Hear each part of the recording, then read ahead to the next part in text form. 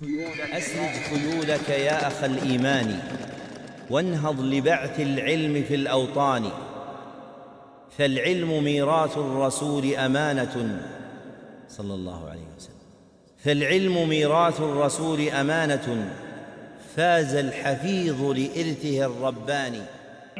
اللهم اغفر لشيخنا ولمشايخه ولوالديه وللحاضرين أجمعين. قال المؤلف حفظه الله تبارك وتعالى: المحور الأول: أسباب الإلحاد. الإلحاد مناف للفطرة منافر للعقل، ومع ذلك فقد انتشر في العالم بصورة عامة وتسلسل إلى العالم الإسلامي على وجه الخصوص لأسباب ألخص أهمها فيما يأتي. السبب الأول: الهزيمة الحضارية التي استولت على نفوس كثير من الشباب، فأدت إلى احتقارهم لأمتهم ولإرثها العقدي، وأدت بالمقابل إلى النظر بعين الإعجاب والإكبار للغرب وأنهم متفوقون، وأن سبب تفوقهم المادي إنما هو إلحادهم. السبب الثاني هو سبب مهم: عدم فهم قضية القضاء والقدر على وجهها الصحيح، ولا سيما ما يتعلق بالحكمة والتعليل في أفعال الله تبارك وتعالى. السبب الثالث: غسيل العقول الذي يتعرض له من يسكن بين الكفار من القانطين أو السائحين والمبتعثين، حيث تكرس عليهم دوما شبه لا يستطيعون دفعها، ولا يمكن أن يهون من مكر الكفار وكيدهم للمسلمين، فإن لهم مكرا عظيما. قال الله تعالى: وقد مكروا مكرهم وعند الله مكرهم وإن كان مكرهم لتزول منه الجبال. السبب الرابع: حب الشهوات والرغبة. السبب الرابع: حب الشهوات والرغبة الجامحة في الانفلات، أو ما يسمى بالحرية اللاأخلاقية، فهي تتناسب والإلحاد. فلا حلال ولا حرام في ظلال مملكة الإلحاد، ولا رقيب ولا حساب ولا جزاء، ولا وجود لما يسمى باللسان المعاصر تأنيب الضمير، أي النفس اللوامة التي تضرب المسلم بسياط الندم على اقتراف القبائح. ولذا فإن كثيرا ممن يميل إلى الإلحاد دافعهم الشهوة لا غير، والأمر كما قال أهل العلم: الشهوة صابون الشبهة، أي هي التي تسهل مرور الشبهة إلى النفوس. السبب الخامس: अल्हम्दुलिल्लाह वस्सलातु वस्सलामु अला रसूलिल्लाह। मुअल्लिफ फरमाते हैं पहला महवर इल्हाद के असबाब। फरमाते हैं इल्हाद फितरत के मुनाफी है, अक़ल के भी ख़िलाफ़ है, इसके बावजूद ज़मीन में बड़ी तेज़ी के साथ फैल रहा है और आलम इस्लामी की तरफ भी ख़ास तौर पर अपनी जगह बना रहा है। इसके चंद एक असबाब है, अहम असबाब में दर्ज झैल में मुलख्खसन ज़िक्र करता हूँ। पहला सबब सकाफ़ती शिकस्त, जो बहुत सारे नौजवानों के नफूस पर गालिब आ चुकी है और नतीजतन वो अपने आप को और अपनी उम्मत को और अपनी मौरूस चीज़ों को हक़ीर समझते हैं, अक़दी मीरास को हक़ीर समझते हैं, और इसके मुकाबले में मग़रिब को बहुत ही ताज़ीम के साथ और इजाब के साथ देखते हैं और समझते हैं कि वो बरतर हैं, और समझते हैं कि उनकी बरतरी का सबब उनका इल्हाद है। ये एक बहुत बड़ा सबब है मुल्हिद हो जाने का कि मग़रिब से इंसान मरऊब हो जाए और ये समझे कि मग़रिबी लोग हमसे बहुत ज़्यादा बरतर और फ़ाइक़ हैं। इससे मुतअल्लिक़ शेख अब्दुर्रहमान बिन नासिर अस्सअदी रहमहुल्लाह की किताब भी है, उस किताब को मैंने पढ़ाया भी है, इंटरनेट पर मौजूद है। किताब को इस नाम से पढ़ाया गया है, मग़रिब से मरऊबियत क्यों। शेख अब्दुर्रहमान बिन नासिर अस्सअदी रहमहुल्लाह का छोटा सा रसाला है जिसमें उन्होंने इल्हाद से मुतासिरा लोगों को नसीहत की और बताया कि हम मग़रिब से बरतर हैं, मग़रिब हमसे बरतर नहीं है। दूसरा सबब मुअल्लिफ फरमाते हैं जो कि बड़ा अहम सबब है, वो है क़ज़ा व क़दर के मसले को सही तौर पर ना समझना, ख़ास तौर पर क़ज़ा व क़दर के वो मसले जिनका अल्लाह ताला के अफ़आल में तालील और हिकमत के साथ ताल्लुक़ है। क़ज़ा व क़दर का मसला, जैसे मैंने पहले भी इशारा किया है, बहुत सारे लोगों के इल्हाद का सबब है और सबब रहा भी है। इस मसले की ख़ास जो शक्ल या सूरत है वो हिकमत व तालील वाली है कि अल्लाह ताला ने अगर फ़लाँ काम मुक़द्दर किया है तो उसमें हिकमत क्या है, उसकी इल्लत क्या है। इस मसले को इंग्लिश में प्रॉब्लम ऑफ ईविल कहा जाता है, मुश्किलात शर कहा जाता है कि कायनात में एक शर जो हमें देखने को मिलता है, ये शर क्यों है? एक शर वो है जिस शर में हिकमत बड़ी वाज़े है, जैसे इंसान को तकलीफ़ होती है, किसी चोट की पेन इंसान महसूस करता है, इसकी हिकमत तो वाज़े है। लेकिन कायनात में जो बहुत बड़े पैमाने पर लोगों को तकलीफ़ें पहुँचती हैं, बहुत बड़े बड़े खित्तों में आग लग जाती है, लोग जल जाते हैं, ज़लज़ले, हवादिस और वगैरह वगैरह, ये सब चीज़ें क्यों होती हैं? या मसलन बाज़ औक़ात इंसानों के अलावा दीगर जो मखलूक़ात हैं वो किसी हादसे की लपेट में आ जाती हैं, जैसे जंगलों में दरिंदे जानवर लपेट में आ जाते हैं। तो इस मसले को मुश्किलातुश्शर या क़ज़ियतुश्शर या प्रॉब्लम ऑफ ईविल कहा जाता है। इस मसले से मुतअल्लिक़ मुख्तलिफ़ किताबें लिखी गई हैं। एक किताब है इसमें मुश्किलातुश्शर दक्तूर सामी आमिरी की, बड़ी अच्छी किताब है। किताब का नाम है मुश्किलातुश्शर, दक्तूर सामी आमिरी की किताब है।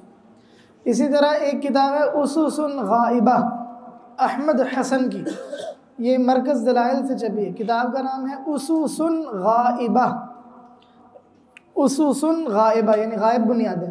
मुअल्लिफ अहमद हसन, मुअल्लिफ का नाम है अहमद हसन। ये दोनों किताबें इस मसले में इस वक्त मेरे ज़हन में हैं। हाँ, मुश्किलातुश्शर व वजूदुल्लाह ताला, दक्तूर सामी आमिरी की। इस किताब को मुश्किलातुश्शर को मैंने पढ़ाया हुआ है यूट्यूब पर, 3 हिस्सों में इस पर लेक्चर मौजूद हैं, अगर कोई सुनना चाहे तो सुन सकते हैं। तीसरा सबब है गसीरुल उक़ूल अल्लज़ी यतअर्रज़ु लहू मन यस्कुनु बैनल कुफ़्फ़ार मिनल क़ानितीन। कहते हैं कि जो दिमागों को धो दिया जाता है, ब्रेन वाश हो जाते हैं वो लोग, जो लोग कुफ़ार के दरमियान रहते हैं, जो फिरने के लिए जाते हैं, उन्होंने उस इलाके को अपना उस जगह को अपना इलाका बना लिया है, या स्कॉलरशिप पर पढ़ने के लिए गए हैं, कि बार बार उन पर ऐसे शुबहात पेश किए जाते हैं जिन शुबहात के रद्द की या उनको दूर करने की अपने आप से वो ताकत नहीं रखते। ये बड़ा अहम सबब है कि कुफ़ार के ममालिक में जाकर रहना, वहाँ जाकर पढ़ना, ये इल्हाद के फैलने का बहुत बड़ा सबब है। आप मुल्हिदीन को देख लें जो आलम इस्लामी के मुल्हिद हैं, कोई मिलेगा ये फ़लानी यूनिवर्सिटी से यूरोप की पढ़ा है, ये फ़लानी यूनिवर्सिटी से पढ़ा है, ये फ़लानी से पढ़ा है, बस यही नज़र आएगा आपको। तो ये बहुत बड़ा सबब है कि कुफ़ार के ममालिक में जाकर उनकी यूनिवर्सिटियों में पढ़ना। इससे अगर इंसान 100% मुल्हिद ना हो तो वो 70%, 75%, 80% मुल्हिद ज़रूर हो जाता है। इसलिए इस मामले को मामूली नहीं समझना चाहिए, बल्कि ये बड़ा ही एक ख़तरनाक मामला है कुफ़ार के इलाक़ों में और ममालिक में जाकर पढ़ना। इस पर मुस्तकिल किताबें भी लिखी गई कि कुफ़ार के ममालिक में जाकर पढ़ना कैसा है, वहाँ रहना कैसा है। बल्कि काफ़र ममालिक तो काफ़र ममालिक, मुसलमानों में जो गैर मुस्लिमों के स्कूल हैं, यूनिवर्सिटी और कॉलेजेस हैं, उनमें पढ़ना कैसा है, इसके मुतअल्लिक़ भी किताबें। दक्तूर बकर अबू ज़ैद रहमहुल्लाह की किताब है अल मदारिसुल अजनबिय्या, कि जो गैर मुस्लिमों के स्कूल्स हैं उनमें पढ़ना कैसा है। ये बड़ी किताब है, तकरीबन 80-90 सफ़े की, यानी इस मौजू पर ये बड़ी किताब शुमार होगी कि इस मौजू पर इतना तफसील से लिख दिए। बकर अबू ज़ैद रहमहुल्लाह की, बकर बिन अब्दुल्लाह अबू ज़ैद रहमहुल्लाह की किताब है अल मदारिसुल अजनबिय्या। और शेख अब्दुर्रहमान बिन नासिर अस्सादी रहमहुल्लाह का रसाला भी है मदारिस अजनबिय्या पर, उसका नाम मेरे जहन से निकल गया है। ये पूरे का ये छोट मुख्तसर है, 20-22 सफ़ों का है। ये पूरे का पूरा रसाला शेख बकर अबू ज़ैद ने अपनी किताब में दर्ज कर दिया, पूरे का पूरा नहीं तो अक्सर हिस्सा उसका दर्ज कर दिया अल मदारिसुल अजनबिय्या में। ये किताब बहुत अहम है, अल मदारिसुल अजनबिय्या, पढ़नी चाहिए हर मुसलमान को, ताकि पता चले कि ये जो गैर मुस्लिमों के स्कूल्स या यूनिवर्सिटियाँ हैं जिनमें लोग अपने बच्चों को भेजना बड़ा फ़ख्र समझते हैं, ये मुसलमानों को तबाह करने में कितना बुनियादी किरदार अदा कर रहे हैं। मुअल्लिफ फरमाते हैं कि ये मुमकिन नहीं है कि कुफ़ार के मकर और उनकी चालों को जो मुसलमानों के ख़िलाफ़ करते हैं इनको मामूली समझा जाए। इनका बहुत अजीम किस्म की चालें ये चलते हैं। अल्लाह ताला ने फरमाया वक़द मकरू मकरहुम इंदल्लाहि मकरुहुम इन कान मकरुहुम लितज़ूल मिनहुल जिबाल। चौथा सबब शहवात से महब्बत और ऐसी रग़बत जो बेरा रवी में इंसान को बहुत आगे तक ले जाने वाली होती है, ये जिसको ला अखलाक़ी आज़ादी कहते हैं, जिसमें अखलाक का कोई तसव्वुर नहीं है, ऐसी आज़ादी। ये और इल्हाद आपस में बड़ी मुनासबत रखते हैं, क्योंकि इल्हाद की ममलकत में ना कोई हलाल है ना हराम है, ना कोई इंसान पर ज़िम्मेदार है, ना हिसाब है ना जज़ा है, ना ही मुआसिर ज़ुबान में जिसको ज़मीर की मलामत कहते हैं, तानीब का मतलब मलामत ना, उसका कोई तसव्वुर है, यानी वो नफ्स लव्वामा जो इंसान को पर नदामत वाला कोड़ा बरसाता है जब इंसान कोई बुरी चीज़ का इर्तिकाब कर लेते हैं। इसीलिए बहुत सारे वो लोग जो इल्हाद की तरफ माइल होते हैं उनका इल्हाद की तरफ माइल होने का सबब शहवत है, इसके अलावा कुछ नहीं। जैसा कि अहले इल्म ने कहा है कि शहवत शुबे का साबुन है, साबन है शुबे का, यानी शहवत के ज़रिए से ही शुबा नफ्स तक पहुँचना आसान हो जाता है।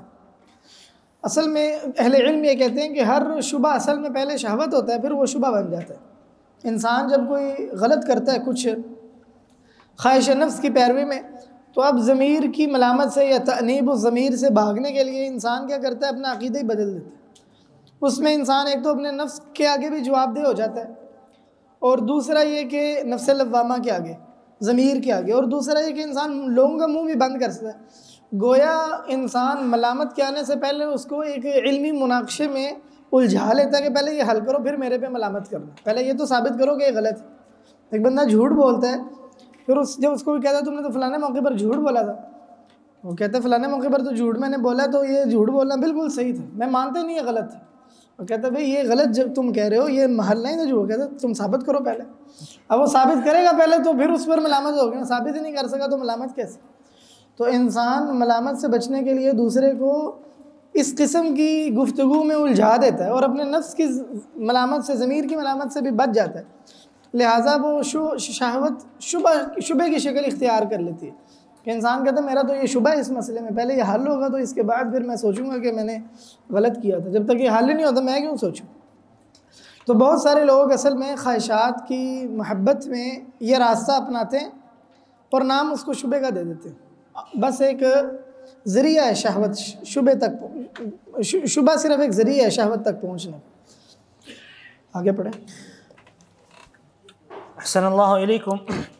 क़ाल अस्सबब अल-ख़ामिस वक़ूअ मुश्किलात वतनाक़ुज़ात फ़ी नज़र अल-मुल्हिद ला सियमा अश-शाब तिजाह अद-दीन वहाज़ा सबब मफ़हूम बिनिस्बत लिन-नसारा अम्मा बिनिस्बत लिल-मुस्लिमीन फ़इन्नहु राजिअ फ़ी अल-ग़ालिब इला ख़ुराफ़ात तक़अ मिन अहल बिदअ फ़तुनसब ज़ौरन इला अल-इस्लाम। السبب السادس الجهل بدين الإسلام ومحاسنه، إذ لو أقبل هؤلاء على هذا الدين العظيم لكفاهم عن كل نظرية وعن كل فكر وعن كل فلسفة، ولكنهم كما قال الشاعر كالعيس في البيداء يقتلها الظمأ والماء فوق ظهورها محمول. السبب السابع وهو الأهم وهو السبب الراجع إلى الملحد نفسه، فما ألحد أحد ونكص على عقبيه إلا وقد أتي من قبل كبر في نفسه، فإن الله جل وعلا يقول إن الذين يجادلون في آيات الله بغير سلطان أتاهم إن في صدورهم إلا كبر ما هم ببالغيه. وقد أدى هذا الكبر إلى ثمرات، منها أولا أن يكذب بدين الله، قال تعالى بل كذبوا بما لم يحيطوا بعلمه. ثانيا الإعراض ورفض الاستماع للحق، قال سبحانه وتعالى وما تأتيهم من آية من آيات ربهم إلا كانوا عنها معرضين. ثالثا الفرح بما عندهم من علوم كاسدة يعارض بها شرع الله عز وجل، قال تعالى فلما جاءتهم رسلهم بالبينات فرحوا بما عندهم من العلم وحاق بهم ما كانوا به يستهزئون. رابعا تقليد أئمة الضلال، قال جل وعلا وكذلك ما أرسلنا من قبلك في قرية من نذير إلا قال مترفوها إنا وجدنا آباءنا على أمة وإنا على آثارهم مقتدون. وأخيرا الثمرة النهائية وهي الزيغ، قال عز شأنه فلما زاغوا أزاغ الله قلوبهم.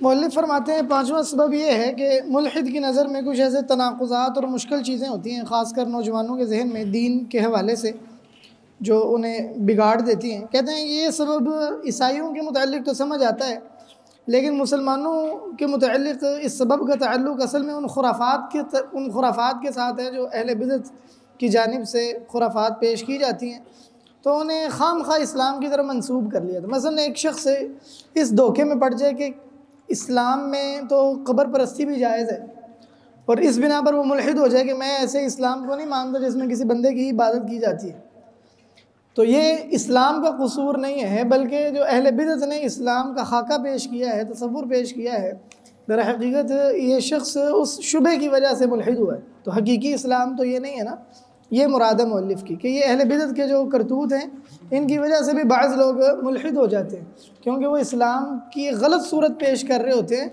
जो लोगों के ज़हनों में इश्कालात का सबब बन जाती है।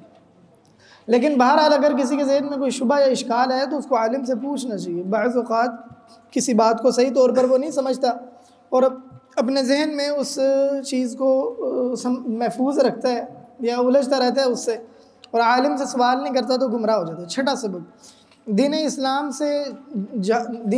से जाहिल होना और उसके महासिन से जाहिल होना, क्योंकि अगर ये लोग इस अज़ीम दीन की तरफ मुतवज्जे हों तो ये इनके लिए हर नज़रिए से काफ़ी हो जाए, हर फ़िक्र फ़लसफ़े से काफ़ी हो जाए। लेकिन जैसा कि शायर ने कहा है, कल-ईस फ़िल बैदा यक़्तुलुहु ज़मा वल माउ फ़ौक़ ज़ुहूरिहा महमूल, कि उस ऊँट की तरह, ईस का माना है ऊँट, जो बैदा यानी सहरा में है और प्यास उसको कत्ल कर रही है, हालांकि पानी उसकी कमर पर मौजूद है, लेकिन इसके बावजूद प्यास की शिद्दत से वो मर रहे हैं। तो यानी चिराग तले दे रहा है कि दीन इनके पास सामने मौजूद है, लेकिन ये इस दीन पर तवज्जो नहीं करते, वगरना ये दीन इनको काफ़ी हो जाता और हर फ़िक्र और फ़लसफ़े से इनके लिए काफ़ी शाफ़ी होता। इस्लाम के महासिन को पढ़ना बहुत ज़रूरी है। इस्लाम को मजबूत करने के लिए अपने दिल में इस्लाम के महासिन को पढ़ना अज़हद ज़रूरी चीज़ों में से है, और अमूमन हम इससे गाफिल होते हैं। इस पर मुस्तकिल किताबें हैं, किताब महासिनुल इस्लाम, गालिबन मौसूअत महासिनुल इस्लाम गालिबन नाम है उसका, 10 जिल्दों में है शायद, अच्छी किताब है। बहरहाल उसमें इस्लाम के इतने महासिन हैं सारे जमा कर दिए गए। सातवां सबब जो कि बड़ा अहम है, और ये सबब बज़ाते खुद मुल्हिद की तरफ राजिह लौटने वाला है, वो क्या कि जो भी शख्स मुल्हिद होता है और अपनी एड़ियों के बल मुर्तद हो जाता है तो वो हकीकत में अपने आप में मौजूद तकब्बुर की वजह से इस गुमराही तक पहुँचता है। अल्लाह ताला ने फरमाया वो लोग, तर्जुमा आयत का ये है, वो लोग जो अल्लाह ताला की आयत में बग़ैर किसी दलील के जो उनके पास आई हो झगड़ते हैं, उनके सीनों में तकब्बुर के सिवा कुछ नहीं है जिस तक वो पहुँचने वाले नहीं हैं। इस तकब्बुर के नताइज ये हैं कि आदमी अल्लाह के दीन का इनकार करता है, जैसा कि अल्लाह ताला ने फरमाया बल कज़्ज़बू बिमा लम युहीतू बिइल्मी, आदमी एराज़ करता है और हक़ बात सुनना उसको तर्क कर देता है, जैसे अल्लाह ताला ने फरमाया वमा तअतीहिम मिन आयतिन मिन आयाति रब्बिहिम इल्ला कानू अन्हा मुअरिज़ीन।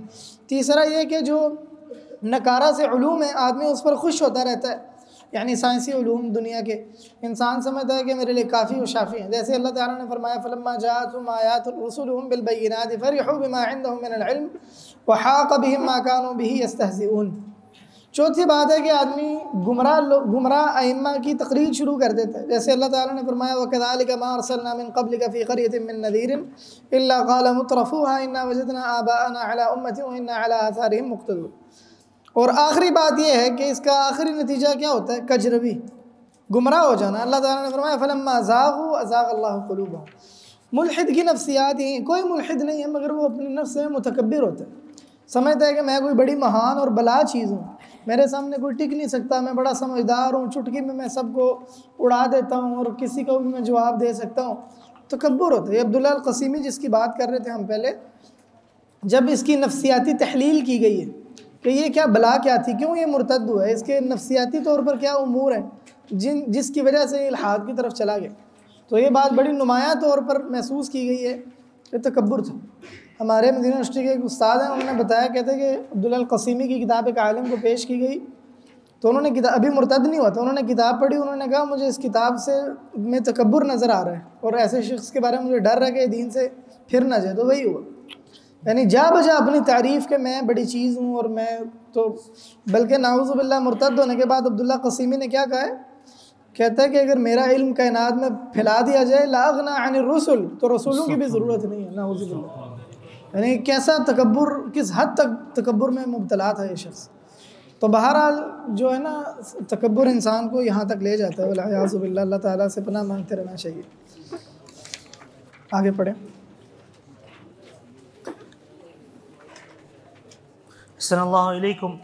क़ाल अल-महर अथ-थानी दआइम अल-इल्हाद व मुर्तकज़ातिही व नहज अलज़ी क़ाम अलैहि अल-फ़िक्र अल-इल्हादी तअसीलन व दअवतन। ابتداء ينبغي أن يقال ليس للفكر الإلحادي نظرية متكاملة تفسر كل الظواهر من البداية إلى النهاية وتجيب عن كل الأسئلة الحائرة، إنما يقدم الملاحدة للناس مجموعة من الظنون والافتراضات التي لا تقنع عقلا ولا تشفي غليلا. وقد دعم الملاحدة فكرهم بنظرية علمية من هنا ونظرية فلسفية من هناك، وجمعوا بين هذه وتلك، فخرجوا من هذا التلفيق بمنهج هجين مشوه غير مقنع. ومن خلال التتبع وجد أن ما يقيم عليه الملاحدة منهجهم يرجع إلى مرتكزين: الأول نظريات علمية تجريبية، والثاني نظريات فكرية فلسفية. ولا بد من بيان هذين المرتكزين كي يكون فهمنا للإلحاد دقيقا وعميقا. मुअल्लिफ़ फरमाते हैं दूसरा महवर दआइमुल इल्हाद व मुर्तकिज़ातहु, इल्हाद की बुनियादें। दआइम यानी वो सुतून है या वो टेक है जिस पर कोई चीज़ खड़ी होती है, और मुर्तकिज़ात यानी इसका मायना भी इसके करीब है, जिस पर किसी चीज़ का फोकस है। तो मतलब है इल्हाद की नज़रियाती बुनियादें और वो मनहज जिस पर इल्हादी फ़िक्र खड़ी है अपने उसूलों में भी और इल्हाद की तरफ दावत में भी। कहते हैं आगाज़ में मुनासिब है कि कहा जाए कि इल्हादी फ़िक्र का कोई ऐसा मुतकामिल नज़रिया नहीं है जो तमाम ज़वाहिर के तमाम चीज़ों की इब्तदा से इंतहा तक तफसीर करता हो और तमाम हैरत में मुब्तला करने वाले सवालों का जवाब देता हो। हाँ, मलाहिदा जो है ना मुख्तलिफ़ किस्म की फ़र्ज़ी चीज़ें और मुख्तलिफ़ किस्म के जुनून और गुमान वो पेश करते हैं जिनसे अक़ल कनाअत नहीं हासिल कर, अक़ल को कुछ कनाअत नहीं होती और ना ही किसी प्यासे की प्यास बुझती है। मलाहिदा अपनी फ़िक्र को मुख्तलिफ़ साइंसी नज़रियात से सपोर्ट करते हैं, कुछ फ़लसफ़ी नज़रियात ले लेते हैं कहीं से, तो साइंसी और फ़लसफ़ी नज़रियात को जमा करके तो एक मुलफ़्फ़क़ मनहज लेकर निकले। मुलफ़्फ़क़ का मतलब कुछ यहाँ से लिया गया, कुछ यहाँ से लिया गया।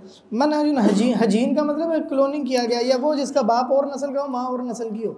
जैसे जब गधा और घोड़ी उनसे जैसे खच्चर पैदा होता है, ये माना है हजीन का, यानी बाप और है माँ और है। तो मतलब एक तरफ से फ़लसफ़ी नज़रियात हैं और एक तरफ से साइंसी नज़रियात हैं, तो दरमियान से इल्हाद उन्होंने अख़ज़ कर लिया। मुशव्वह का मतलब है बिगड़ा हुआ, जिसके जो सही आज़ा वाला नहीं है। गैर मुक़निअ का मतलब है जिससे आदमी मुतमईन नहीं होता। तो ततब्बु करने से ये पता चलता है कि मलाहिदा जिन चीज़ों पर अपने नज़रिए को कायम करते हैं वो दो चीज़ें हैं। नंबर एक साइंसी नज़रियात तजरीबी, और नंबर दो फ़लसफ़ी फ़िक्री नज़रियात। तो इन दोनों को बयान किए बगैर कोई चारा नहीं है ताकि इल्हाद की दक़ीक़ और अमीक़ जो समझ में आ जाए। पढ़ें आगे। अहसनल्लाहु इलैकुम। क़ाल अल-मुर्तकज़ अल-अव्वल अन-नज़रियात अल-इल्मिय्यah अत-तजरीबिय्यah। النظريات العلمية التجريبية التي يعتمد عليها الملاحدة هي بالاستقراء نوعان: الأول نظريات علمية غير صحيحة، وكثير من تلك النظريات التي ملأت الدنيا ضجيجا في القرنين الماضيين بدأت تخبو لتحل محلها نظريات تتفق والحقائق الإيمانية الدينية. فالواقع يشهد أن النظريات العلمية الحديثة تبتعد عن الإلحاد وتقترب من الإيمان، في حين أن الدين ولله الحمد ثابت مستقر لا يتحول ولا يتبدل لأنه وحي إلهي. ثم إنه على تسليم صحة شيء من تلك النظريات فإنها تبقى نظريات قاصرة غير مستوعبة ولا شافية، كما سيأتي التمثيل لذلك قريبا. الثاني نظريات صحيحة ولكنها لا تعدو بعيدا عن سحب تلبيساتهم أن تكون نظريات تكشف عن أسباب ووسائط وعلاقات بين المخلوقات، ولكنها ليست تعيينا لوجود الكون على هذا الوجه الدقيق الثابت القوانين بدون خالق ومدبر حكيم عليم كما يزعمون. ومنشأ الخلل عند هؤلاء هو أنهم لم ينفذوا من الأسباب إلى مسببها ومن المخلوقات إلى خالقها. बस कहते हैं पहली बुनियाद इल्मी से मुराद साइंसी तजरीबी नज़रियात। अरबी ज़ुबान में साइंस को भी इल्म कहते हैं। अगर आप इस किस्म की किताबों में इल्म का लफ्ज़ देखें तो उसको कुरान और सुन्नत का जो इल्म है उस पर महमूल ना करें, बल्कि उससे मुराद साइंस होती है साइंस। तो तजरीबी साइंसी नज़रियात, मुअल्लिफ़ फरमाते हैं कि जो तजरीबी साइंसी नज़रियात हैं जिन पर मलाहिदा का एतमाद है, इस्तिक़रा से साबित होता है कि दो किस्म के। इस्तिक़रा मतलब अच्छी तरह छान पटक करने के बाद, पहले गैर वो इल्मी साइंसी नज़रियात जो सही हैं ही नहीं, ये वो नज़रियात हैं जो एक वक्त में दुनिया में इन्होंने शोर मचाया हुआ था पिछली 2 सदियों में, फिर ऐसा ऐसा ये बुझने लगे और नए नज़रियात आने लगे जो ईमानी हक़ाइक़ और दीनी हक़ाइक़ से मुत्तफ़िक़ हैं। जैसे कायनात के आगाज़ का मसला है जो मैंने पहले ज़िक्र किया है। और हकीकत ये है कि जो जदीद साइंसी नज़रियात हैं ये इल्हाद से दूर हो रहे हैं और ईमान के करीब हो रहे हैं, जबकि दीन अल्हम्दुलिल्लाह साबित है, अपनी जगह ठहरा हुआ है, उसमें कोई तब्दीली तहव्वुल नहीं है। ये अल्लाह ताला की तरफ से चूँकि वही है, इसलिए बिलफ़र्ज़ अगर इन नज़रियात को तस्लीम कर भी लें तो ये नज़रियात कासिर हैं और शाफ़ी नहीं हैं और मुकम्मल मौजू का इहाता करने वाले नहीं हैं, जैसा कि इन करीब इसकी मिसालें भी आएंगी। दूसरे किस्म के सही नज़रियात हैं, लेकिन अगर इन मलाहिदा की तलबीसात के बादलों से इनको दूर रखा जाए तो ये ऐसे नज़रियात हैं जो हमें मखलूक़ात के दरमियान असबाब और ताल्लुक़ और वसाइत हमें बताते हैं, लेकिन ये इस अंदाज़ में कायनात के पाए जाने की कोई इल्लत बयान नहीं करती कि ये कायनात बग़ैर खालिक के, मुदब्बिर के, जो कि हकीम और अलीम हो, उसके बग़ैर इस तरह मजबूत बुनियादों पर इसको कायम किया गया है। इस तरह की कोई इल्लत बयान नहीं करती। खलल की बुनियाद इन लोगों के यहाँ ये है कि असबाब से मुसब्बिब की तरफ नहीं पहुँचे और मखलूक़ात से खालिक की तरफ नहीं पहुँचते। जो साइंस है ये दर हकीकत कायनात के मुख्तलिफ़ ज़वाहिर को पढ़ने का नाम है एक मखसूस अंदाज से। तो बाज़ औक़ात इनको पढ़ने के बाद जो नज़रियात क़ायम किए जाते हैं, बाज़ औक़ात वो हकीकत नहीं होते, सही नहीं होते। हाँ, ऐसा ऐसा तहकीक होती रहती है, फिर बाज़ औक़ात साबित हो जाता है कि फ़लाना नज़रिया गलत है और बाज़ औक़ात साबित हो जाता है कि फ़लाना नज़रिया साबित था। तो पहले वो एक मफरूज़ा होता है, फिर उसके बाद आहिस्ता आहिस्ता वो एक साबित शुदा हकीकत बन जाती है। तो बाज़ नज़रियात तो वैसे ही गलत थे, वो गलत साबित हुए, जैसे कायनात का अज़ली होना मसलन, या इसी तरह मसलन ईथर या असीर जो एक सयाल मादा तसव्वुर किया जाता था कि कायनात में एक सयाल मादा है, सारी फ़िज़ा में फैला हुआ है। आहिस्ता आहिस्ता ये नज़रिया बिल्कुल ख़त्म हो गया कि इसकी कोई हकीकत नहीं है और दीगर नज़रियात ने, आइंस्टाइन वगैरह के नज़रियात ने जगह ले ली। और ऐसे दीगर बहुत सारे नज़रियात हैं साइंसी जो बाद में साबित हुआ कि इनकी तो कोई हकीकत ही नहीं थी। और कुछ नज़रियात वो हैं जो अपनी जगह सही हैं, लेकिन उनसे मुल्हिदीन जो इस्तदलाल करते हैं वो दुरुस्त नहीं। याद रहे कि जो सही है ना साइंस, वो कभी भी इंसान को मुल्हिद नहीं बनाती। और इसमें साइंसदानों के जो है ना वो मुख्तलिफ़ अक़वाल भी मौजूद हैं, ऐसी किताबें भी मौजूद हैं। एक किताब है अरबी में, उसका नाम है अल-इल्मु यदउ लिल-ईमान, इंग्लिश में नाम है a man does not stand alone, कि एक बंदा अकेला खड़ा नहीं है, यानी कोई बंदा अकेला खड़ा नहीं हो सकता। इसका अरबी में तर्जुमा अल-इल्मु यदउ लिल-ईमान। तर्जुमा का जो अरबी तर्जुमा करने वाले ने जो उन्वान रखा है वो उन्वान इंग्लिश नाम से मैच नहीं होता, हालांकि इंग्लिश वाला नाम ज़्यादा अच्छा है कि कोई भी इंसान अपना वजूद बज़ाते खुद नहीं रखता, अल्लाह ताला खालिक के साथ इंसान का वजूद है। ये किसी अंग्रेज़ ने लिखी है किताब। इस तरह और भी किताबें ऐसी मौजूद हैं जिनमें अंग्रेज़ों के साइंसदानों के जो मकालात हैं वो जमा कर दिए गए हैं इस मौजूद से मुतअल्लिक़ कि साइंस कैसे अल्लाह ताला की तरफ बुलाती है। अगर आपने ये चंद एक अक़वाल पढ़ने हों तो हाफ़िज़ मोहम्मद ज़ुबैर साहब की जो किताब है वजूद बारी ताला, उसमें उन्होंने अक़वाल नकल किए, वहाँ आप पढ़ सकते हैं। तो वजूद बारी ताला, वजूद बारी ताला। लेकिन जैसे मैंने पहले कहा है कि जो है ना किसी के तज़किये से, किसी शख्स की किताब के तज़किये से शख्स का तज़किया लाजिम नहीं आता। तो बहरहाल इस तरह और दीगर ऐसी किताबें मौजूद हैं जहाँ आप ये चीज़ें पढ़ सकते हैं। तो सही साइंस कभी भी इंसान को मुल्हिद नहीं बनाती, बल्कि ये इंसान में मज़ीद ईमान को मजबूत कर देती है। लेकिन मसला असल में ये है कि जो मुल्हिद साइंसदान हैं वो जिस फ्रेम में रह कर साइंस पढ़ते हैं, या जो साइंस को एक फ़िलासफ़ी की शक्ल दे दी गई है, ये इंसान को, जैसे मुअल्लिफ़ ने कहा है कि सबब से मुसब्बिब तक पहुंचने में रुकावट बन जाती है, और इंसान इससे आगे सोचता ही नहीं है, क्योंकि वो पहले से ही इस अंदाज से रिसर्च कर रहा है कि खालिक का कोई तसव्वुर मौजूद नहीं है। लिहाजा वो सिर्फ़ और सिर्फ जो मादी उलूम है उन्हीं तक उसकी पहुँच रहती है। जैसे अल्लाह ताला ने फरमाया ज़ालिका मबलगुहुम मिनल इल्म, कि बस इनकी यही पहुँच है। कहते हैं कि अगर कुत्ते को पत्थर मारा जाए तो क्या होगा कि कुत्ता उस पत्थर को पाँव से इधर उधर करेगा, उल्टे पलटेगा, उसको सूंघेगा। इंसान को पत्थर मारा जाए तो क्या होगा? ज़ख्मी हो जाएगा। इंसान उस बंदे के पीछे जाएगा जिसने उसको पत्थर मारा है, लेकिन कुत्ता क्या करेगा? कुत्ता तो उधर ही जम जाएगा और पत्थर को देखना शुरू कर देगा। तो इन मुल्हिद साइंसदानों की मिसाल कुत्ते की सी है, इसको पत्थर मारा गया तो वो उसी के साथ खेल रहे हैं। और जो दाना लोग हैं, ईमान वाले हैं, तो दर हकीकत वो देखते हैं कि इस सबब के पीछे मुसब्बिब कौन है, और वो जानते हैं कि वो अल्लाह सुब्हानहू व तआला है। पढ़ें आगे।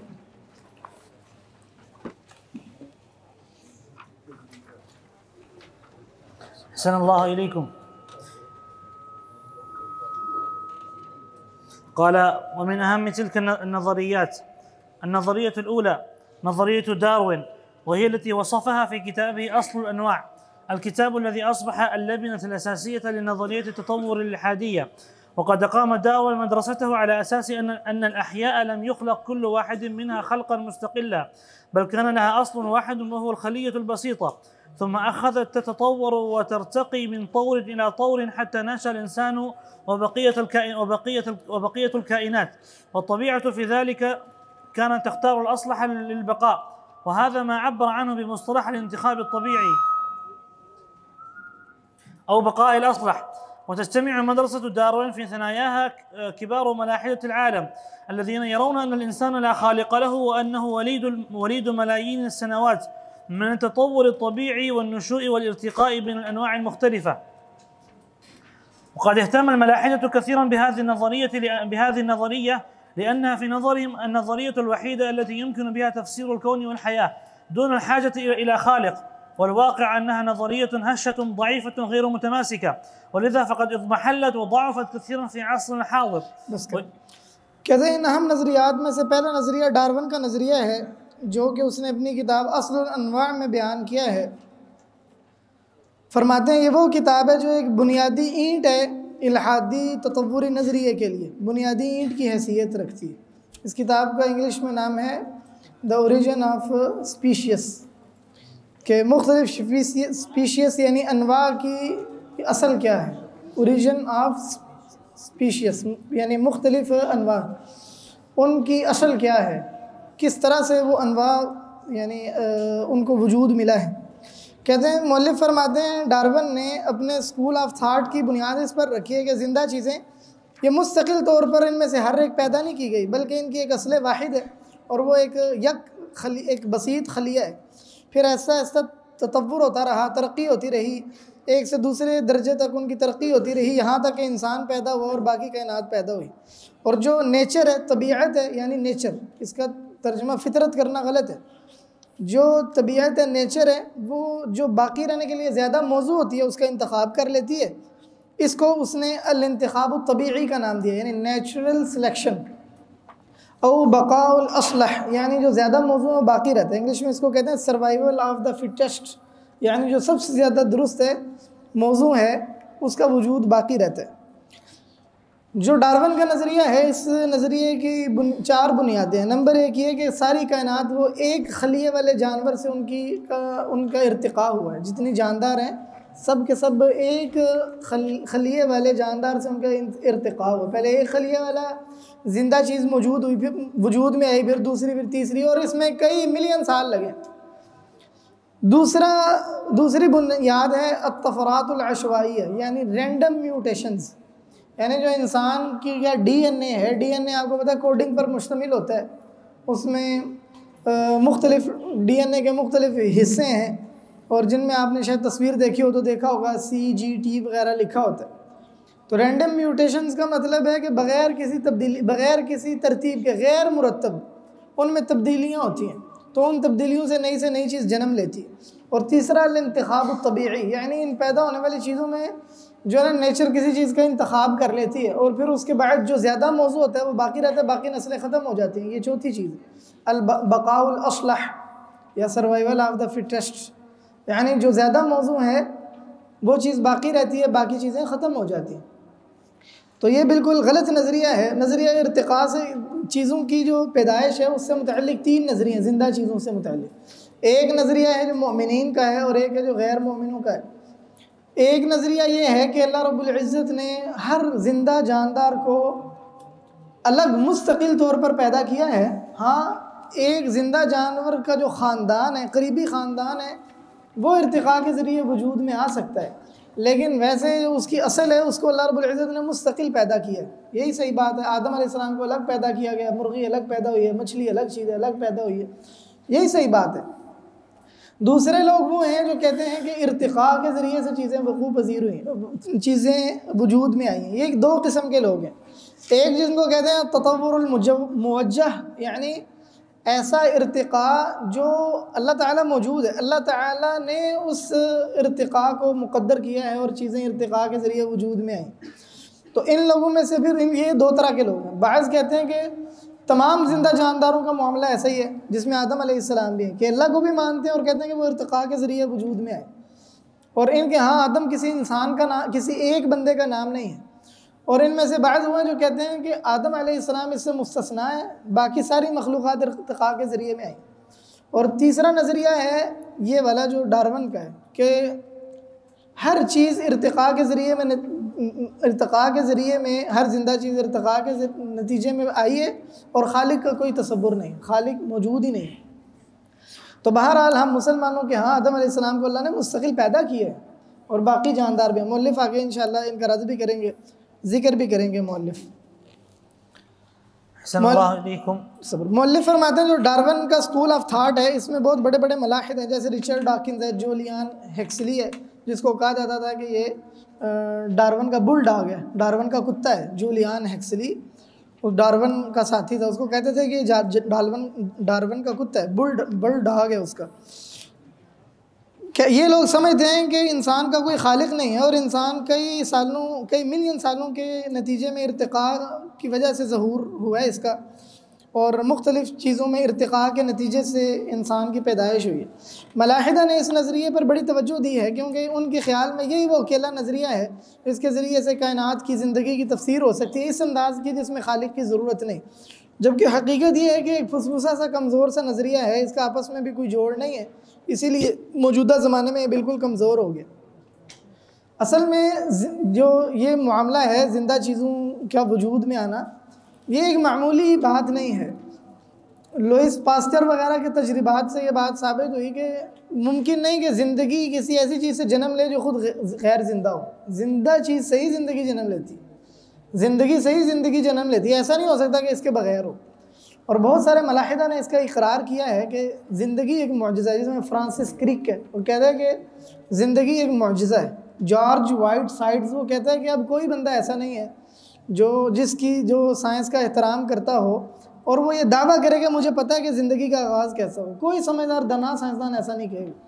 हाँ, जो मस्खरा है वो जो मर्ज़ी कहता रहे, लेकिन कोई साइंसदान, संजीदा साइंसदान ये बात नहीं करेगा। बहुत सारे साइंसदान ऐसे हैं जो शुरू में नज़रिया इर्तिक़ा के कायल थे, बाद में उन्होंने इसे रजू कर लिया। इनमें एक डेविड बेरलेंस्की है, ये रियाजी दान है, ला अदरी है, यानी कहता है कि मुझे नहीं पता अल्लाह ताला है कि नहीं। 1942 ईस्वी में फ़ौत हुए। कार्ल बूबर है, बड़ा मशहूर आदमी है ये कार्ल बूबर। पहले अल्लाह ताला को मानता था, फिर पहले नज़रिया इर्तिक़ा का कायल था, फिर इसने इसे रजू कर लिया।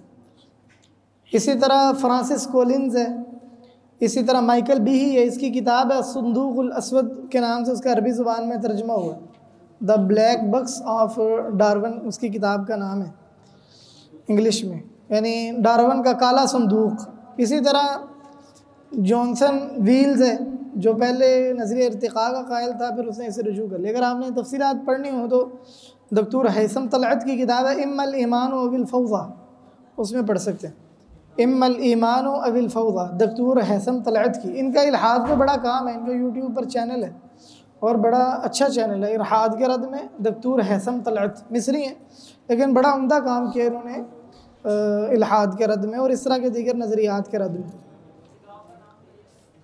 इम्मल ईमान व अविल फौज़ा, इम्मल ईमान व अविल फौज़ा, फौज़ा का मतलब यानी या ईमान है या फिर ऐसे बेराह रवी है, इसके अलावा कुछ नहीं। नज़रिया इर्तिक़ा के रद में बहुत सारी किताबें लिखी गई हैं, उर्दू में भी कुछ मौजूद है, अरबी में भी है, इंग्लिश में भी बहुत ज़्यादा है।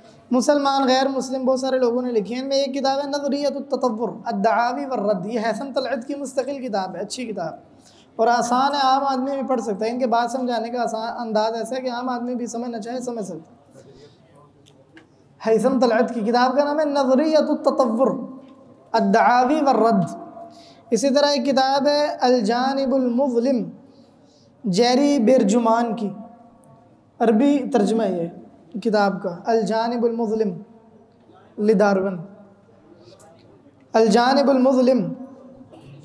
इसी तरह डार्विन का ये दावा कि चीज़ें इर्तिक़ा के नतीजे में ज़हूर पजीर होती हैं और एक ख़ानदान से दूसरा ख़ानदान बनता है।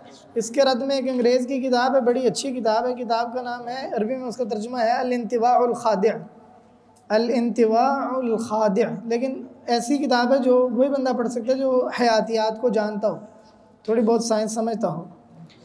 और ख़ास तौर पर आदम अलैहिस्सलाम की पैदाइश किस तरह हुई है, इसमें जो मुख्तलिफ लोगों के नज़रियात हैं और सही मौक़िफ़ क्या है, इसमें किताब है आदम बैन ततव्वुरी व ततव्वुरुल मुवज्जहिल इलाही, इब्राहीम अश-शहाद की। ये मरकज़ तकवीन से किताब छपी हुई है, नज़र आदम बैन ततव्वुरी व ततव्वुरिल मुवज्जहि वल वही, इब्राहीम अश-शहाद की किताब है। डार्विनिज़म को समझना बहुत ज़रूरी है इल्हाद के रद्द में, क्योंकि ये ऐसा नज़रिया है जो उन लोगों के यहाँ उसकी वही हैसियत है जो हमारे यहाँ ईमान बिल्ला की है। यानी इस नज़रिए की बुनियाद पर वलाओ बरा होता है, इस नज़रिए की बुनियाद पर लोगों को नोबेल प्राइज़ देने से इनकार कर दिया गया जो इसको नहीं मानते। यूनिवर्सिटियों से प्रोफेसरों को निकाल दिया जाता है जो इस नज़रिए का रद्द करते हैं, नहीं मानते। इतनी शिद्दत है यूरोप में इस नज़रिए पर, और वो आंखें बंद करके इस पर ईमान रखते। क्यों? सिर्फ़ इसलिए क्योंकि ये अकेला एक ऐसी अकेली ऑप्शन है ये कहने के लिए कि अल्लाह ताला मौजूद नहीं है। ज़िंदा चीज़ों का जब कोई हल पेश करे तो ये वाहिद ऑप्शन है, इसलिए हकीकत वो मानते हैं कि ये खोखली बात है। लेकिन इसके बावजूद चूँकि अल्लाह ताला को नहीं मानना ज़िद्द नऊज़ बिल्लाह अल्लाह ताला से, इसलिए खाम खा जो है ना इस नज़रिए के मुतअल्लिक़ ऐसा तअस्सुबाना रवैया बरता जाता है। मुअल्लिफ़ ने आगे इसका रद्द किया है। वक्त थोड़ा रह गया, मेरा ख्याल है इबारत वाला सिलसिला तरक कर देते हैं, मैं इंशाल्लाह आगे जो कुछ है वो जिक्र करता हूँ। मुअल्लिफ़ ने रद्द किया, फरमाते हैं पहला तो रद्द इसमें यह है कि ये नज़रिया कासिर है। इसमें यह तो बता रहा है नज़रिया कि ज़िंदगी की इब्तिदा ज़िंदगी आने के बाद इर्तिक़ा कैसे हुआ है। ये तो नहीं बता रहा ना कि बाकी जो कीड़े मकोड़े हैं, हशरातुल अर्ज़ हैं, उनकी असल क्या थी, और 80% जो बाकी हैवानात हैं उनकी असल क्या है, क्या या अब वैसे ही हैं या बाकियों पर भी ततव्वुर जारी हुआ है। तो जो इस नज़रिए के कायल हैं उन्होंने सारे जो जानदार हैं उनके मुताल्लिक़ ये नक्शा खींचा। एक उन्होंने दरख्त बनाया जिसको लाइफ ऑफ ट्री कहते हैं, ट्री ऑफ लाइफ कहते हैं, या लाइफ ऑफ ट्री क्या नाम है, बहरहाल उसमें उन्होंने एक शजरतुल हयात बनाया कि इस जानवर से ये पैदा हुआ, इससे ये पैदा हुआ, इससे ये पैदा हुआ। तो बहरहाल उन्होंने कोशिश की इस मसले को हल करने की, लेकिन ये मसला हल नहीं हो सकता। एक बहुत बड़ा साइंसदान कहते हैं धमाका हुआ जिसको कैम्ब्रियन एक्सप्लोजन कहते हैं। कहते हैं कि उस धमाके के नतीजे में यकलख्त समुंदर में मछलियाँ वजूद में आई। अब अगर इर्तिक़ा हुआ है तो वो मछलियाँ कहाँ से हैं? ये इस बात की दलील है कि अल्लाह ताला ने मछलियों को एक वक़्त में अलग से पैदा किया, वो किसी इर्तिक़ा के नतीजे में ज़हूर पज़ीर नहीं हुई। फिर मसला ये भी है कि सिर्फ़ कायनात में ज़िंदा चीज़ें हैं, बाकी चीज़ें भी तो हैं, वो किसने पैदा की? क्योंकि नज़र इर्तिक़ा का ताल्लुक़ सिर्फ़ और सिर्फ ज़िंदगी वाली चीज़ों से है जो ज़िंदगी रखती हैं। तो बाकी चीज़ें वो कहाँ गई? और जो सबसे पहली चीज़ थी वो कैसे आई? मुअल्लिफ़ फरमाते हैं कि ये जो नज़रिया है ये परिंदों की कोई तफसीर नहीं करता कि परिंदों का कहाँ से ततव्वुर हुआ। तो ये भी मुल्हिदीन ने कोशिश की है, और इसके अलावा दीगर चीज़ें भी जिनको मैंने छोड़ दिया है। तो ऐसे नज़रिए की क्या वैल्यू है जो 90% चीज़ों की का कोई हल ही पेश नहीं करता। नंबर 2, इस नज़रिए के लोग ये बयान करने से आजिज़ हैं कि एक जामिद चीज़ से, जमात से ज़िंदा चीज़ों की तरफ ज़िंदगी कैसे मुंतकिल हुई, कैसे ज़िंदगी वो एकदम जामिद खलिए से ऐसी चीज़ की तरफ आ गई है जो ज़िंदा है, जिसका एहसास है और अक़ल है। तो मुल्हिद जवाब में क्या कहेगा? इन्नमा हसल फजअतन सुदफतन, ये बस अचानक हो गया। ऐसे अचानक कैसे हो सकता है? अचानक होना ये नामुमकिन है। बाज़ साइंसदानों ने कहा है रूए ज़मीन में जो ज़र्रे हैं ना, ज़र्रे रेत के ज़र्रे, उनके मुतालिक साइंसदान कहते हैं कि वो उनकी तादाद इतनी है कि 1 के बाद 80 सिफ़र लगा दें तो इतनी तादाद में रूए ज़मीन पर ज़र्रे, 10 की पावर 80 हो तो इतने कहते हैं ज़मीन में ज़र्रे हैं। तो ये इम्कान के सुदफ़ा यानी अचानक कायनात कितनी हो सकती है कि नहीं। बाज़ जो है ना रियाजी दान, उन्होंने एक हद मुकर्रर की है कि इससे ऊपर जो चीज़ है वो नामुमकिन है, इससे नीचे मुमकिन है, चाहे उसका हल्का सा इम्कान हो। वो है अगर 1 की ताकत अगर 150 है ना, तो इसका माना ये है कि यानी 1 के बाद 150 ज़ीरो, तो इसका माना है कि उस चीज़ का इम्कान है, चाहे वो बिल्कुल थोड़ा सा हो। लेकिन अगर किसी चीज़ के इम्कानात इससे भी कम है तो वो नामुमकिन है। तो कहते हैं कि कायनात का सुदफतन अचानक होना ये ऐसे है जैसे एक के बाद 270 सिफर लगे हों। इतने तो ज़मीन में ज़र्रे नहीं, साइंसदानों के बगौल असल हकीकत तो अल्लाह जानता है, उन्हीं की बातें, उन्हीं के दावे। तो इतने तो कायनात में ज़मीन में रोए ज़मीन में रेत के ज़र्रात नहीं है, ये कैसे मुमकिन है? कहते हैं कि अगर कोई बंदा न्यूयॉर्क में खड़ा हो और चांद तक जो है ना सिक्के लगा दिए जाएँ, वो लाइन लगा दी जाए सिक्कों की, तो और उनमें एक सिक्का सुर्ख रंग का हो, बाकी मसलन सफ़ेद सिक्के हैं, एक बंदे की आंखों पर पट्टी बांध दी जाए और उसको कहा जाए कि तुम्हारे पास एक चांस है, उस एक चांस में तुमने ये सुर्ख सिक्का पकड़ना, तो कितने फ़ीसद इम्कान है वो पकड़ सकेगा कि नहीं? और क्या ये मुमकिन है? तो कहते हैं कि इसी तरह ये इसकी मिसाल है कायनात की, कि ये नहीं बन सकती अचानक। और ऐसे साइंसदानों ने तजर्बे भी किए हैं, बंद कमरे में बंदर बिठा दिए टाइपिंग ट्यूटर दे के कि उसके ऊपर छलांगे मारो, देखें कोई लफ्ज़ बनता है, तो एक लफ्ज़ भी नहीं बन सकता। तो पूरी कायनात कैसे बन सकती है? ऐसे मुमकिन है एक बंदा मट्टी ले मुट्ठी में या रेत के ज़र्रे ले, फिर उसको हवा में फेंके और वो बोइंग तैयारा बन जाए? मुमकिन है? ऐसे कभी नहीं मुमकिन। ऐसे कायनात भी नहीं बन सकती, अचानक नहीं हो सकती। मौलवी फरमाते हैं ये मख्फी नहीं है कि ये जो है ना सुदफ़ा, ये कोई इल्मी जवाब नहीं। क्यों? सुदफ़ा कैफियत का नाम है, सुदफ़ा चीज़ के वाक़े होने का नाम है। ये इस सवाल का जवाब नहीं कि करने वाला कौन है। मसलन कोई शख्स अगर ये तोड़ दे, खिड़की तोड़ दे, तो पूछा जाएगा कैसे टूटी है, तो क्या कहा जाएगा? अचानक टूटी है। इसमें ये तो जवाब है ही नहीं कि तोड़ी किसने। तो ये मलाहिदा का मुगालता है। उनसे पूछते हैं कि किसने किया, वो कहते हैं अचानक हुआ। अचानक हुआ तो उसकी टाइमिंग बताना ना, ये सवाल का जवाब की तरह के किया किसने। तो सुदफ़ा असल में इस चीज़ का जवाब ही नहीं कि करने वाला कौन है, ये तो अलग मसला है। अचानक हो जाना एक अलग चीज़ है। तो ये मलाहिदा के मुगालतों में से, मलाहिदा के मुगालतों पर एक मुस्तकिल किताब है, किताब का नाम है अल-मुगालतातुल मंतक़िय्या, कि कौन से मंतकी मुगालते इस्तेमाल करते हैं। अब्दुर्रहमान हसन अल-हबन्नका मैदानी ने अपनी किताब कवाशिफ़ुज़्ज़ुयूफ़ में भी ये मुगालतात ज़िक्र किए हैं और भी लोगों ने ज़िक्र किए हैं। अल-मुगालतातुल मंतक़िय्या। मुअल्लिफ़ कहते हैं तीसरी बात यह है कि गौर व फ़िक्र अगर करें तो जिन चीज़ों पर इस नज़रिए की बुनियाद है, तो वो हम देखते हैं कि वो ये है कि ज़िंदा चीज़ों में तशाबुह पाया जाता है। इसीलिए डार्विन ने कहा कि इंसान वो बंदर से पैदा हुआ। डार्विन कहता था कि इंसान चंपेज़ी से पैदा हुआ। वो कहता है चंपेज़ी में 48 क्रोमोसोम होते हैं, इंसान में 46 होते हैं। तो उसको कहा गया कि फिर तो इंसान को कहना चाहिए कि आलू से पैदा हो, क्योंकि उसमें इंसान जितने क्रोमोसोम होते हैं फिर तो इंसान आलू से पैदा हो। चूहे की भी बड़ी मुशाबहत है उसके डीएनए की इंसान, फिर इंसान को चूहे से पैदा हुआ। ये तो कोई कानून नहीं है दो चीज़ों के डीएनए मिलते जुलते हैं, क्योंकि वो तो एक अल्लाह ने पैदा किए हैं।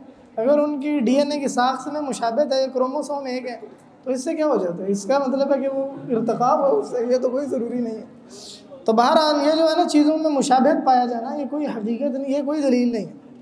कहते हैं इस बारे में एक बड़ी दिलचस्प बात यह है जो एक मुल्हिद शायर ज़हावी ने कही है। जमील सिद्दीकी ज़हावी बगदाद का रहने वाला था, 1936 ईस्वी में मरा है। ये कहता था कि मैं बंदर की औलाद में से हूँ। कहता मा नहनु इल्ला अक़रुदुन मिन नस्ल क़िरदिन हालिक फ़ख़्रुन लना इर्तिक़ाउना फ़ी सुल्लमिन मदारिक। कहता है कि हम तो बंदर हैं, एक हलाक हो जाने वाली बंदर से ही हमारी नस्ल है। हमारे लिए फ़ख्र है कि हम बंदर से तरक्की करते हुए इंसान बन गए। मुअल्लिफ़ कहते हैं मैं कहता हूँ कि ये जो नज़रिया है, जो नज़रिया ये गुमान करता है कि इंसान और जानदारों में मुश्तरक बीमारियों का पाया जाना, ये दोनों में मुशाबहत पर दलालत करता है। तो यहाँ इस नज़रिए वालों से सवाल किया जाना चाहिए कि इंसान फिर चूहे से क्यों नहीं इर्तिक़ा हुआ उसका, बंदर से ही क्यों हुआ? क्योंकि चूहा और इंसान भी तो कई किस्म के अमराज में मुतशाबहत रखते हैं। कोई बीमारियाँ इंसान को भी लगती हैं, चूहों को भी लगती हैं। जो मैंने आपको किताब बताई नज़रियतुत ततव्वुर अद्दआवी वर्रद, इसमें इस किस्म के शुबात का बड़ा तफसीली जवाब है। मुअल्लिफ़ फरमाते हैं इनके पास इसका कोई जवाब नहीं। हैसम तलअत की जो किताब बताई है, कहते हैं इस नज़रिए की खुराफात में से एक ये भी है कि ये लोग समझते हैं कि जो अज़ा इस्तेमाल नहीं होते थे ना, वो ज़माने के साथ साथ सुकड़ते गए, हत्ता कि अगली नस्लों में बिल्कुल सुकड़ गए। तो जो इस्तेमाल किए जाते रहे वो मजबूत होते रहे। इसीलिए कहते हैं कि ज़राफ़े की गर्दन, ये यहाँ तवीला लफ्ज़ लिखा है, ये सही नहीं है, मुख्तसर होना चाहिए। कि जो ज़राफ़े की गर्दन थी वो छोटी थी, फिर उसके बाद अगर इसको उनुक़ की सिफ़त बनाए ना, फिर अगर ज़राफ़े की हो फिर तवीला सही है। तो बहरहाल फिर मानना होगा कि लंबा जो ज़राफ़ा है वो छोटी गर्दन वाला था, फिर ऐसा ऐसा ना वो जो दरख्त हैं उनसे फल उनसे चुगने के लिए, वो जो पत्ते उनके खाने के लिए अपनी गर्दन को आगे बढ़ाता रहा, तो अगली नस्ल में उसकी गर्दन लंबी होगी। तो इनको कहा गया, मौलिफ फरमाते हैं, इनको कहा गया कि क्या मसला है कि इसकी तो गर्दन लंबी हो गई है, तो जो बकरा अपनी गर्दन लंबी करता है उसकी लंबी क्यों नहीं हुई? हालांकि हज़ारों साल इस पर गुजर चुके हैं, इसका कोई जवाब नहीं है इनके पास। इसी तरह मौलिफ फरमाते हैं, डार्विन कहता था कि हमारे जो असलाफ हैं वो बड़े बड़े मोटे मोटे बालों वाले थे, फिर तरक्की होते इंसान बन गया और इसके बहुत सारे बाल गिर गए क्योंकि उनकी ज़रूरत नहीं थी। तो जब उससे पूछा गया कि ये क्या वजह कि औरतों के बाल नहीं होते, तो कहते हैं उसने अजीब उज़र पेश किया। वो कहने लगा कि औरत के जमाल और जाज़बियत के लिए ज़रूरी है। तो ये जवाब दुरुस्त नहीं है। क्यों? इसलिए कि एक बात तो ये कि इसमें सही बात तो ये है कि अल्लाह ताला मौजूद है। दूसरा इसलिए कि जो इर्तिक़ा है, ये इर्तिक़ा दर हकीकत कोई समझदार और हिकमत वाली कोई चीज़ नहीं है। ये एक तो बेजान चीज़ है जिसके पास कोई इल्म और हिकमत नहीं है। तो वो ये नहीं अपने अमल में ये नहीं देखता कि कौन सी चीज़ बेहतर है बेहतर नहीं, इसका उससे कोई ताल्लुक़ ही नहीं। ये बात खुद जो नज़रिया इर्तिक़ा के क़ाइलीन है वो भी नहीं कहते कि ये कोई दानाई वाली कोई मुजस्सम चीज़ है। मुअल्लिफ़ फरमाते हैं डार्विन ने यह भी कोशिश की है कि बालों का जो सर में पाया जाना है इंसान के, इसकी और बाकी जो बाल गिर गए और सर के बाकी रहे, इसकी यूँ तफसीर करे कि सर चूँकि उसमें अक्सर चोटें लगती हैं इसलिए वहाँ पे बाल रहना ज़रूरी था। तो उसको कहा जाएगा कि ये अजीब बात है, पेशानी का क्या कसूर है, वहाँ नहीं चोटें लगती। इंसान के पाँव की एड़ी का क्या कसूर है, उधर नहीं चोटें लगती। ठोकर इंसान को पाँव पे अंगूठे पे लगती है, उसका क्या कसूर है, वहाँ क्यों नहीं बाल, उधर भी तो बड़ी चोटें लगती हैं। तो कहते हैं इसी तरह इंसान के जो दाखिली बाल हैं जिस्म के, उनका क्या सबब है, वो कहाँ से आ गए, वो क्यों नहीं झड़े। तो बिल मुख्तसर ये है कि ये कमज़ोर सा नज़रिया है और ऐसे बेकार सा नज़रिया है। दूसरा नज़रिया बिग बैंग वाली थ्योरी है। बाज़ लोग ये समझते हैं कि जो बिग बैंग थ्योरी है ये इस्लाम से मुतसादिम नहीं है, बल्कि इस्लाम इस पर दलालत करता है, क्योंकि अल्लाह ताला ने फरमाया कि क्या इन्होंने देखा नहीं है कि ज़मीन और आसमान कानता रत्क़न फ़फ़तक़नाहुमा, के मिले हुए थे तो हमने उनको जुदा जुदा कर दिया। तो कहते हैं कि नज़रिया जो इन्फ़िजारुल अज़ीम वाला नज़रिया है, बिग बैंग थ्योरी है, ये भी तो इसी पर दलालत करती है कि ये सब इकट्ठे थे पहले गैसों की शक्ल में, फिर धमाका हुआ। तो ये बात गलत है। शेख सालेह सिंधी हफ़िज़हुल्लाह का यूट्यूब पर मक़ता है इस हवाले से, उसे आप सुन सकते हैं एक क्लिप पे, कि जो नज़रिया जो बिग बैंग थ्योरी है ये इस्लाम से मुतसादिम है। हमारी शरीयत में ज़मीन व आसमान कितने दिनों में पैदा हुए?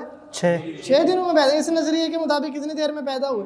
1 सेकंड में अचानक पैदा। गलत है नज़रिया, इस्लाम से मुतसादिम है। बाज़ लोग इसको मुसलमान करने की कोशिश करते हैं, ये गलत है। अल्लाह ताला ने फरमाया मा अशद्दुहुम खल्क़स समावाति वल अर्ज़ वला खल्क़ अनफुसिहिम, कि जब मैंने ज़मीन व आसमान बनाए तुम्हें तो नहीं मैंने वहाँ हाजिर किया था। इंसान को नहीं पता ये ज़मीन व आसमान कैसे बने, ये अल्लाह ताला को पता। जितना वही में आ गया उतना ही हम जानते हैं, उसके अलावा हमें कुछ नहीं पता। मुअल्लिफ़ फरमाते हैं इस नज़रिए का ख़ुलासा ये है कि सारी ज़मीन जो एक खलिए वाली बसीत गोल चीज़ थी, जैसे पिन का नुक्ता होता है या उसका सर होता है, ना स्पेस थी ना कोई टाइम था, ला ज़मान और ला मकान में तैर रही थी, फिर अचानक से धमाका हुआ 15 अरब साल पहले। मिलियार का मतलब बिलियन, 1 मिलियार 1 बिलियन होता है और उर्दू में उसको अरब कहते हैं। तो उससे ये धमाका हुआ और ये कायनात ऐसा ऐसा आ गई। तो जो सवाल बाकी है और वो इनके लिए कोड़े का काम करता है वो ये कि ये बज़ाते खुद नुक्ता कहाँ से आया, इसका उनके पास कोई जवाब नहीं है। फिर ज़मीन गोल ही क्यों थी, साकिन क्यों थी, एकदम से फटी क्यों, और इस वक़्त की क्या खुसूसियत है जिसमें फटी, किसी और वक़्त में क्यों नहीं धमाका हुआ। फिर ये धमाका एक खूबसूरत कायनात को कैसे मुरतब कर सकता है। फिर ये जामिद नुक्ते ने जो एहसास है, अक़ल है, शऊर है, इसको कैसे जन्म दे दिया, जबकि ये मादा तो बिल्कुल जामिद था।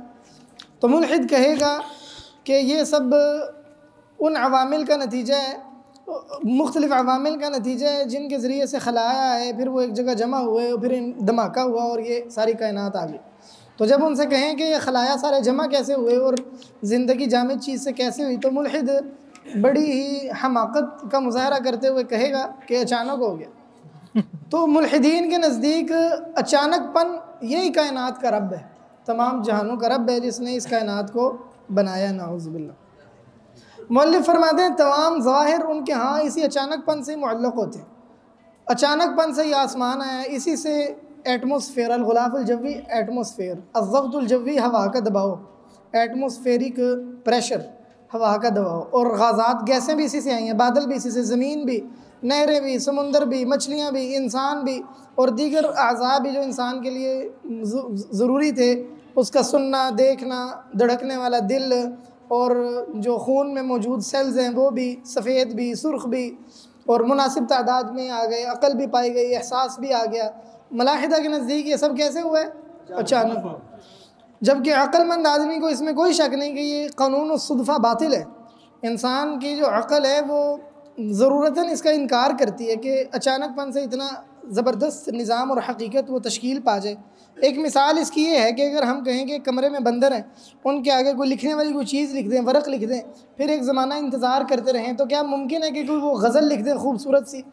नहीं मुमकिन।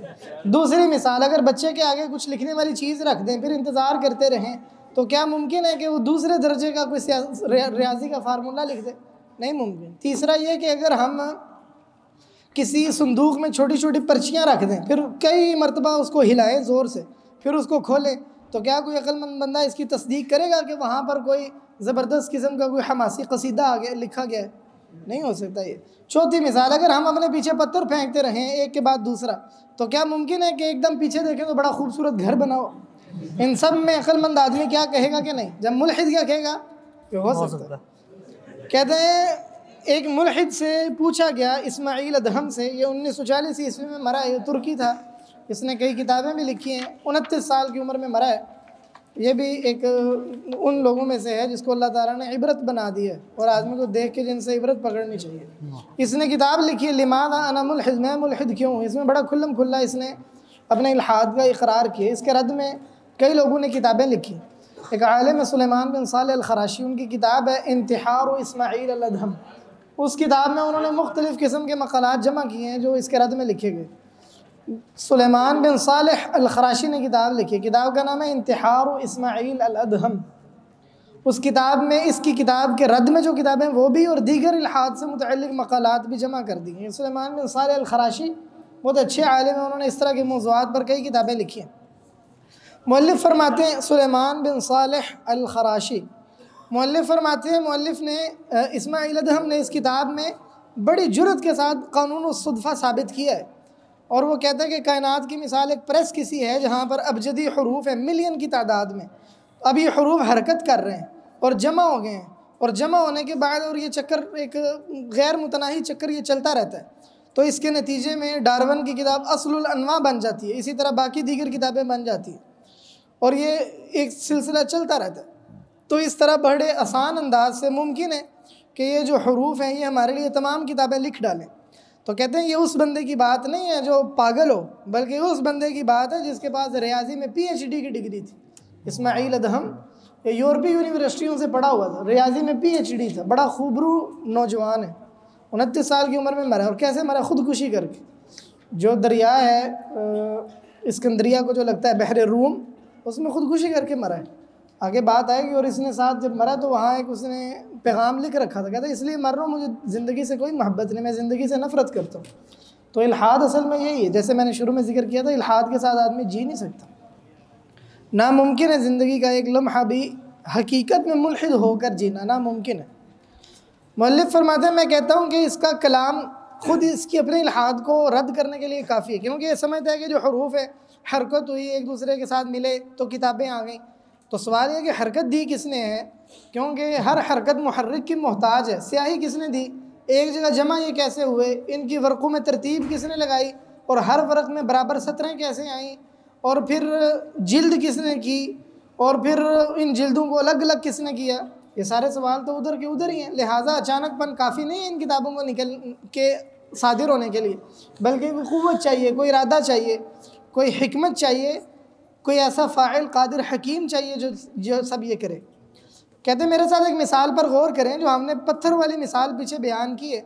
अगर पत्थरों की बजाय हम अंडे ले लें तो क्या अंडे फेंकने से कोई घर बन जाएगा? ऐसा मुमकिन नहीं है। लिहाजा लाजिम है कि कोई चीज़ बनाने वाला हो और कोई हिकमत भी हो, तभी ऐसा हो सकता है। इसी तरह कायनात के ज़र्रात हैं, अगर उनको हिकमत से जोड़ दिया जाए मुअय्यन तरीक़े से तो वो सोना बन जाते हैं, या मुअय्यन तरीक़े से जोड़ा जाए तो पानी बन जाते हैं। इसी तरह आखिर तक के और अक्लमंद लोग इस पर मुत्तफ़िक़ हैं कि जो अचानकपन है ये कोई निज़ाम खूबसूरत तश्कील नहीं दे सकता, ना ही एक निज़ाम बार बार पैदा कर सकता है।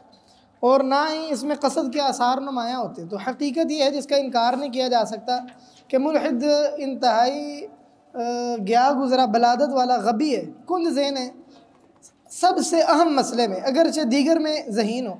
इमाम ज़हबी पर अल्लाह रहम फरमाए, उन्होंने इब्न रावंदी के तर्जुमे में सियर में लिखा है कि ये मुल्हिद चूँकि बहुत ज़हीन था, फरमाते हैं लअन अल्लाहु ज़काअ बिला ईमान व रज़ी अल्लाहु अनिल बलादति मअ तक़वा। इसको याद कर ले ज़बानी कि अल्लाह ताला जो जहानत है ईमान के बग़ैर अगर ये हो तो अल्लाह ताला इस पर लानत करे, और कुंद जहनीत अगर ये तक़वा के साथ हो तो अल्लाह ताला इससे राज़ी हो जाए।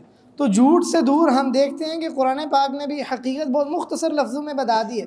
अम खुलिक़ू मिन गैरि शैइन अम हुमुल खालिक़ून अम खलक़ुस समावाति वल अर्ज़ बल ला युक़िनून, कि क्या ये बग़ैर किसी चीज़ के पैदा किए गए हैं या खालिक़ हैं, या इन्होंने ज़मीन व आसमान को पैदा किया, बल्कि ये यकीन नहीं रखते। तो ये एक हासिर तक़सीम है, या इंसान ख़ुद ब खुद हुआ है, या इंसान ने अपने आप को पैदा किया, या इंसान खालिक़ है ज़मीन व आसमान को पैदा किया। इन तीनों में से तो कुछ भी नहीं है। पीछे क्या बचा कि इंसान का कोई खालिक़ है जिसने इंसान को पैदा किया। ये बिल्कुल वाज़ेह सी तक़सीम है। कहते हैं यही बात एक बद्दू को समझ आ गई जिसके पास कोई डिग्री नहीं थी रियाजी की, ना उसने नटशे को पढ़ा था, ना उसने लाउज़र्फ को पढ़ा था। ये लाफवाजी जिसका नाम लिखा है, ये एंटोनी लायरंट लाउज़र फ्रांसीसी एक कीमियादान है। 1794 ईस्वी में इसकी वफ़ात हुई है। इसी ने सबसे पहले ऑक्सीजन और हाइड्रोजन को दरियाफ़्त किया था। कहते हैं कि ना उसने इसके नज़रियात पढ़े थे, ना डार्विन के, ना इसके अलावा किसी और के।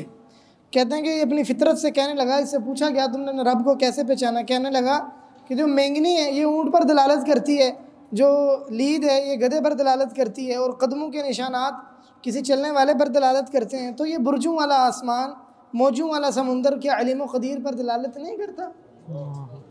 कहते हैं ये वो फितरत है जो इस पर दलालत करती है कि हर हादिस का कोई मुहदिस होता है, हर मखलूक का कोई खालिक होता है। इसीलिए तुम देखोगे कि बच्चे को अगर अचानक थप्पड़ मारा जाए तो बच्चा कहेगा मुझे किसने मारा, क्योंकि बच्चा जानता है कि हर हादिस का क्या होता है, मुहदिस। इसलिए कि हर हादिस का कोई मुहदिस होता है। ये दलील फ़खरुद्दीन राज़ी ने, बच्चे वाली मिसाल फ़खरुद्दीन राज़ी ने तफ़सीर कबीर में ज़िक्र की है। कहते हैं ये फितरत है। अल्लाह ताला ने फरमाया फ़ितरत अल्लाह अल्लती फ़तरन्नास अलैहा ला तब्दील लिख़ल्क़िल्लाह। रहे मलाहिदा तो उनकी फितरत बिगड़ चुकी है। वमन युरिद फितनतहु फलन तमलिक लहु मिनल्लाहि शैअ। ये साइंसी नज़रियात। आगे फ़लसफ़ी नज़रियात जो इंसान को, जो इल्हाद की बुनियादें वो क्या हैं। मुअल्लिफ़ फरमाते हैं कि सबसे पहली चीज़ है अक़ल की ताज़ीम करना, और ये समझना कि अक़ल हर चीज़ को समझ सकती है, इदराक कर सकती है, महसूसात का भी। हालांकि ये लोग अक़ल और हिस्स में अक़ल और हिस्स के मुखालिफ हैं। ऐसा नहीं हो सकता क्योंकि इंसानी अक़ल इससे कमज़ोर है। ये इमाम इब्न बत्ता रहमहुल्लाह की अल-इबाना से इन्होंने नकल किया एक असर अब्दुल्लाह बिन अब्बास रज़ी अल्लाह अन्हुमा। ये ज़ईफ़ है, साबित नहीं है। इसकी सनद में उस्मान बिन उमैर अल-बजली ज़ईफ़ रावी है, ये साबित नहीं है किस्सा। इसमें यह है कि इंसान की आँखों की भी हद है, इंसान उससे आगे नहीं देख सकता। तो इसी तरह इंसान के हिस्से मुअल्लिफ़ फरमाते हैं महदूद है, और मौजूदात सिर्फ़ हिस्स में महसूर नहीं है। इसकी क्या दलील है कि जो गैर महसूस चीज़ है वो मौजूद नहीं है, बल्कि वो भी मौजूद है। इंसान के हवास वो मौजूदात के लिए मेयार नहीं है, इसलिए भी कि इंसान के हिस्स कभी इंसान से ख़यानत भी कर जाती है। बाज़ औक़ात चीज़ों को ऐसा दिखाती है जैसे वो है नहीं। जैसे मतलब जादू किसी पर हो जाए तो ऐसे होता है, जैसे अल्लाह ने कुरान पाक में फरमाया युख़य्यलु इलैहि मिन सिहरिहिम अन्नहा तसअ।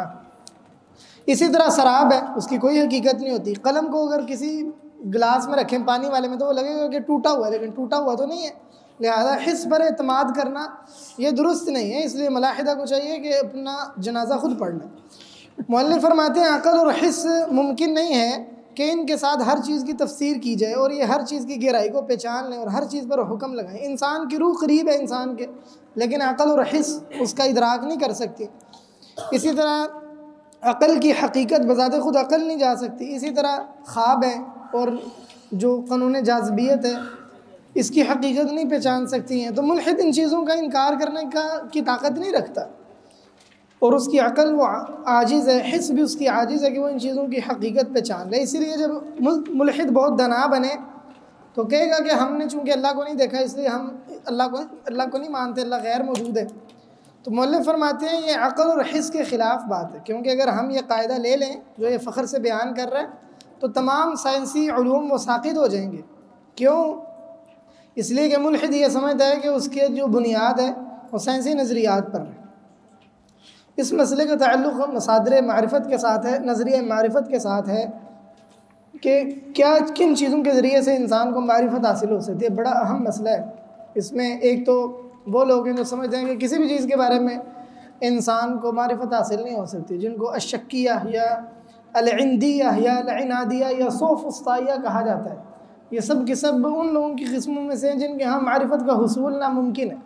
इनमें से एक नज़रिया निस्बियतुल हक़ाइक़ है कि हकीकत हर बंदे के यहाँ मुख्तलिफ है, जो जिसने हकीकत समझी है वही हकीकत है।